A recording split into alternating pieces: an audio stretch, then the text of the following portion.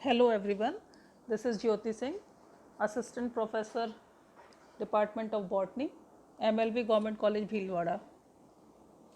कल के टॉपिक में हमने रेंज ऑफ थैलस ऑर्गेनाइजेशन में यूनिसेलुलर एल्गी का और एमीबॉयड, राइजोपोडियल, फ्लैजिलेटेड, नॉन फ्लैजिलेटेड, ये सब पूरा डिटेल में डिस्कशन किया था। आज जो हमारा टॉपिक है उसी के कंटिन्यूएशन में है मल्टी सेलुलर एल्गी।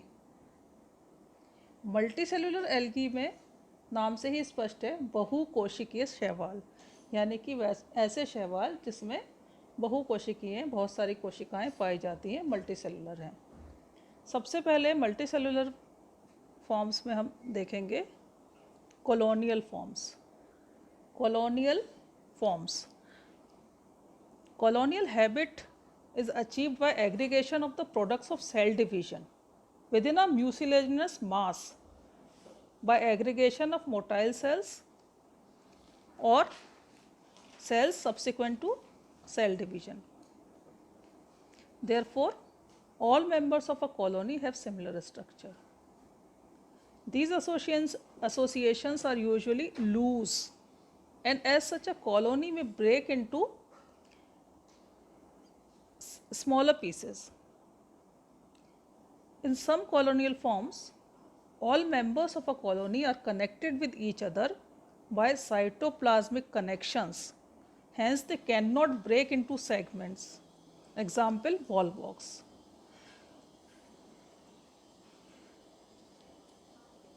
अब आप हिंदी में इसको इस प्रकार समझ सकते हैं, एक कोशिकीय शैवाल जब साथ साथ रहते हुए पाए जाते हों तो उन्हें कॉलोनियाँ कहा जाता है।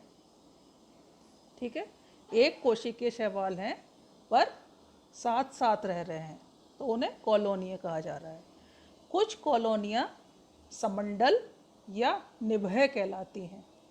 अब कॉलोनी और निभय में क्या अंतर है ये आप देखिए। आकृति कॉलोनी में अनिश्चित होती है, निभय में आकृति सुनिश्चित होती है। कॉलोनी में कोशिकाओं की संख्या नंबर अनिश्चित होता है, जबकि निभय में कोशिकाओं की संख्या निश्चित होती है, एक फिक्स नंबर होता है। कॉलोनी में कॉलोनी का जो आकार है वो अनिश्चित होता है और समंडल में नियमित आकार पाया जाता है। कॉलोनी की कोशिकाएं पृथक पृथक अथवा एक दूसरे से जुड़ी हुई हो सकती हैं। समंडल में कोशिकाएं परस्पर योजकों से जुड़ी हुई होती हैं। कॉलोनी में ध्रुवता का अभाव पाया जाता है, पोलैरिटी नहीं पाई जाती, जबकि समंडल या निभय में ध्रुवता यानी कि पोलैरिटी पाई जाती है। अब इसी में हम आगे देखेंगे मल्टीसेलुलर फॉर्म्स में ही, कॉलोनियल फॉर्म्स में ही पामेलॉइड। पामेलॉइड जो ऑर्गेनाइजेशन है उसमें क्या होता है, पहले इंग्लिश में समझ लीजिए। अनलाइक सिनोबियल फॉर्म्स, यानी कि सिनोबियल फॉर्म्स की तरह नहीं है, in a palmelloid colony the number of cells, their shape and size is not definite. The cells remain irregularly aggregated within a common mucilaginous matrix, but they are independent and function as individuals. In some pameloid forms, it is a temporary phase, for example Chlamydomonas, whereas in others, it is a permanent feature, as in Tetraspora, Chlorophyceae का member है, and एफेनोथीका जो कि Cyanophyceae का member है।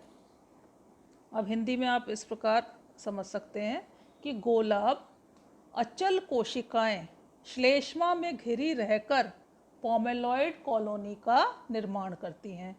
सभी कोशिकाएं एक दूसरे से पृथक रहती हैं। कॉलोनी की सभी कोशिकाओं में विभाजन पाया जाता है। साइनोफाइसी में माइक्रोसिस्टिस, एफेनोथीका, क्लोरोफाइसी में पमेला, टेट्रास्पोरा, और ग्लियोसिस्टिस पामेलॉइड कॉलोनी के उदाहरण हैं। नेक्स्ट आता है डेंड्रॉइड, या हिंदी में इसको बोलते हैं वृक्षाभ, वृक्ष के समान। In dendroid the colony looks like a microscopic tree. Colony एक छोटे वृक्ष का सा आभास देती है, इसलिए हम इसको बोलते हैं वृक्षाभ। In palmelloid colony the number, shape and size of the cells is also indefinite. Palmelloid colony में जैसे नंबर, शेप, साइज इंडेफिनिट होता है, इसी प्रकार से डेंड्रॉइड कॉलोनी में होता है। A mucilaginous thread is present at the base of each cell and the threads of different cells are united to form a branched structure and this gives a tree-like appearance to the colony. अब वृक्षाभ में आप देखिए कि प्रत्येक कोशिका एक दूसरे के साथ श्लेष्मा द्वारा इस प्रकार जुड़ी रहती है कि कॉलोनी शाखित मूल के समान प्रतीत होती है। कॉलोनी की संरचना ऐसी लगती है जैसे कोई वृक्ष की आकृति हो। इसमें ध्रुवता पाई जाती है। साइनोफाइसी में केमिसाइफोन और साइक्लोसाइफोन इसके उदाहरण हैं। नेक्स्ट आता है एमीबिए, और इंग्लिश में इसको बोल देंगे अमीबॉइड और rhizopodial. In a rhizopodial colony the cells are united through rhizopodia, और इसका एग्जाम्पल है क्राइसिडिएस्ट्रम क्राइसोफाइसी का।